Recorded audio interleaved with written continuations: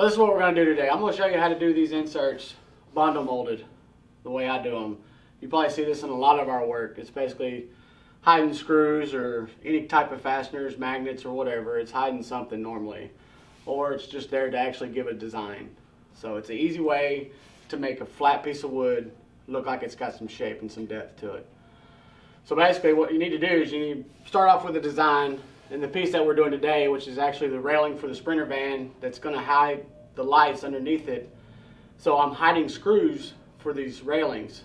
So it's just a straight piece of wood that I'm going to put on there. And later we're going to have that piece of wood hydro dipped to actually look like wood grain. So what I need to do is I need to make a template of this wood that I'm going to use.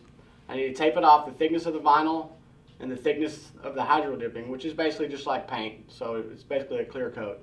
So I'm going to use 2 layers of masking tape and a layer of 3M double-sided tape to allow for the thickness of the clear coat and for the vinyl.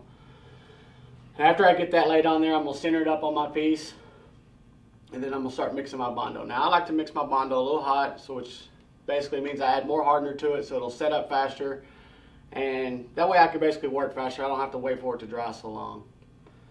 The big reason why I like to do that is because I like to use what's called a cheese grater. So that's my fastest way to cut my Bondo time in half. So I don't know how many of you people have ever worked with Bondo before, but if you let it set up and then you go to sand it, you're going to be sanding and sanding and sanding forever. So what I like to use is called the cheese grater. Anyway, I'm going to mix up some Bondo and I'm going to start this real quick. I'm going to lay the Bondo on pretty thick, pretty heavy, because it's all going to come off real easy, and I'm going to show you this. So we lay it on here, get it laid on, and I'm going to let it set up for a second. Just before it gets too hard, you need to touch it and feel on it, and when it's just a little bit soft, that's when you need to take the cheese grater. And if you look at the cheese grater on each side, it's just like a cheese grater you have at home. You can run the cheese down it one way, and that's the only way it's going to work. If you go the other way, it does nothing. So look at your cheese grater and make sure you know which way you need to run it. And all you got to do is run it on the Bondo and cut your time down in half. Then lightly go over it with some sandpaper. Alright, once you have that piece actually done, what you're going to want to do next is you're going to actually want to pull your insert out. Now the insert's just stuck down with some template tape is what I like to call it. It's another type of two-way tape, but it's not as aggressive as what I used on the sides of it to Bondo up to.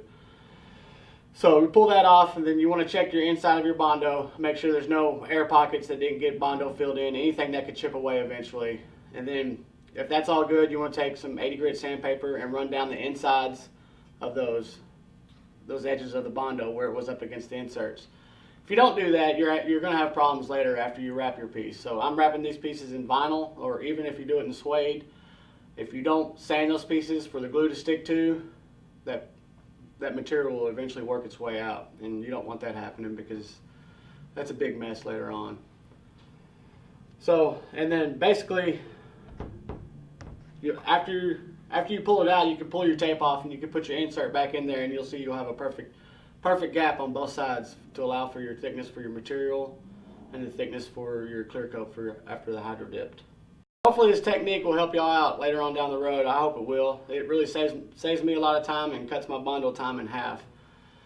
Well, if you like that, subscribe to our channel, hit the like button, check us out on Instagram and all that other good stuff. We're all over the place.